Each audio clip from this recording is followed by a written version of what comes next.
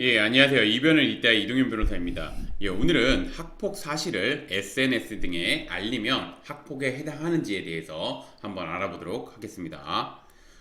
제가 이제 오늘의 주제를 선택하게 된 이유는 요런 사건으로 이제 저한테 뭐 문의를 하시거나 상담을 요청하시는 분들이 많은데 그래서 그거에 대해서 좀 간략하게나마 답변을 드리고자 오늘의 주제를 선택해 보았습니다.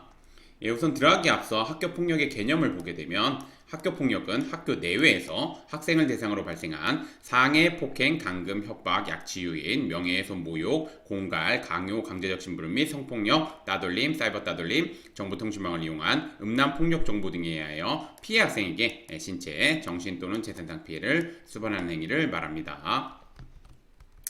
이 학폭 개념 좀 잘 알아두셔야 되고, 학폭 개념 같은 경우는, 즉 학교 폭력 같은 경우는 이 형사 범죄보다 더 포괄적으로 규정되어 있다는 거 잘 알아두셨으면 좋겠습니다. 그래서 뭐 형사 범죄는 해당하지는 않을지라도 학교 폭력에는 해당할 수 있다는 점 말씀드리겠습니다. 그럼 이제 오늘의 주제인 학교 폭력 사실을 SNS 등에 알리면 학폭에 해당할까 한번 보도록 하겠습니다. 가피에 관련 학생은 학교 폭력 사실에 대해서 다른 사람에게 알리면 안 됩니다. 안 되며 학교 폭력으로 신고가 되어 절차가 진행되면 학교 폭력 담당 선생님, 즉 학폭 담당 선생님은 이와 관련하여 교육을 하게 됩니다. 그럼에도 불구하고 학교 폭력 사실에 대해서 SNS 등에 올리거나 친구들에게 이야기를 하는 경우가 있는데, 특히 이런 경우가 좀 많습니다. 피해 관련 학생이 자신의 억울함, 아니면 가해 관련 학생의 잘못된 행위, 그 다음에 이제 뭐 학폭의 조치 부당함 등에 대해서 SNS에 올리는 경우가 많습니다. 뭐 물론 이제 이게 사안에 따라 다를 수는 있지만 이러한 경우 학교 폭력에 해당할 가능성이 매우 높습니다. 그리고 실제 학교 폭력에 해당하는 경우가 많습니다. 왜냐하면 학생들 같은 경우 이 SNS에 올릴 때 뭐 사실대로 올리는 경우도 있지만 그 안에 자신의 생각을 넣거나 뭐 말 그대로 상대편 학생에게 비난하는 글을 올리거나 아니면 욕설을 넣거나 이런 경우가 많기 때문에 해당할 가능성이 높습니다.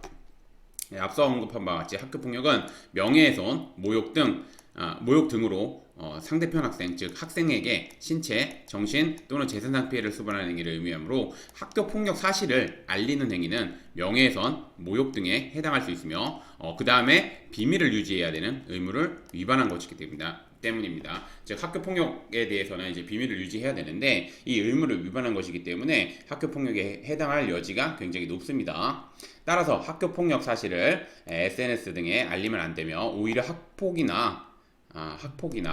학폭의 조치에 불복해서, 그러니까 학폭위에 적극적으로 대응해서 뭐 상대편 학생에게 뭐 말 그대로 이제 피해 관련 학생은 가해 관련 학생에게 엄중한 조치가 내려질 수 있도록 대응을 해야 되고, 뭐 가해 관련 학생 같은 경우는 이제 억울한 경우가 있으면 그 억울함을 학폭에 적극적으로 대응해서 뭐 학교 폭력에 해당하지 않은 뭐 이런 조치를 받아야 되는 거고, 그다음에 학폭의 조치에 불만이 있으면 뭐 행정 심판이나 행정 소송을 통해서 불복 절차 등을 통해서 다퉈야 합니다. 만약 학폭 사실을 SNS 등에 올려 문제가 되었다면 반성문이나 뭐 탄원서 등 다양한 자료를 바탕으로 뭐 자신의 억울함 혹은 상대 학생의 잘못된 행동에 너무나도 화가나 우발적으로 올리게 되었다는 점, 그다음에 뭐 반성하고 있다는 점, 이런 것들을 좀 적극적으로 어필해서 학폭위에서 이제 선처를 해줄 것을 적극적으로 주장해야 합니다. 그래서 뭐 제가 다시 한번 정리해서 말씀드리면, 학생들 같은 경우 이제 뭐 아무래도 감정적으로 대응하는 경우가 있고, 그 다음에 이제 뭐 부모님한테 얘기하거나 친구들한테 얘기를, 뭐 부모님한테 뭐 이런 얘기에 대해서 이제 내밀하게 못하니까 뭐 친구들한테 알리기 위해서 뭐 이렇게 SNS에 올리거나 다른 친구들한테 이제 소문을 내거나 아니면 뭐 그 학폭 사실에 대해서 소문을 내달라고 하는 경우도 있습니다. 그런 경우는 학폭에 해당할 여지가 굉장히 높습니다. 그리고 그런 경우는 학교에서 분명히 교육을 하기 때문에 학폭 사실에 대해서, 학폭이 터지면 학폭 사실에 대해서 다른 사람한테 알리지 말아라, SNS에 올리지 말아라, 뭐 이런 교육을 하게 됩니다. 그렇기 때문에 그런 거를 다 위반하는 거기 때문에 이거 학폭에 해당할 여지가 굉장히 높고, 뭐 사안에 따라 다르지만 학폭에 해당할 여지가 굉장히 높고, 그 다음에 조치가 나오면 뭐 사안에 따라서 이것도 좀 다를 수 있지만 엄중한 조치가 내려질 가능성이 굉장히 높습니다. 그래서 절대 이런 행동 하셔서는 안 된다는 거 다시 한번 강조드리겠습니다. 그래서 이제 오늘의 주제를 좀 정리를 하자면, 학생들은 별다른 생각을 하지 않은 채 학폭 사실을 SNS 등에 알리는 경우가 있습니다. 이러한 경우 학교 폭력에 해당할 수 있어 주의해야 됩니다. 학교 폭력에 해당할 가능성 굉장히 높고, 그 다음에 뭐 제가 아까도 말씀드렸듯이 명예훼손 모욕에 해당할 뿐만 아니라 비밀유지 의무를 위반한 거기 때문에 엄중한 조치 내려질 수 있다는 거 잘 알아두셔야 됩니다. 특히 학교폭력에 대해서 비밀유지가 매우 중요한 만큼 엄중한 조치가 내려질 수 있습니다.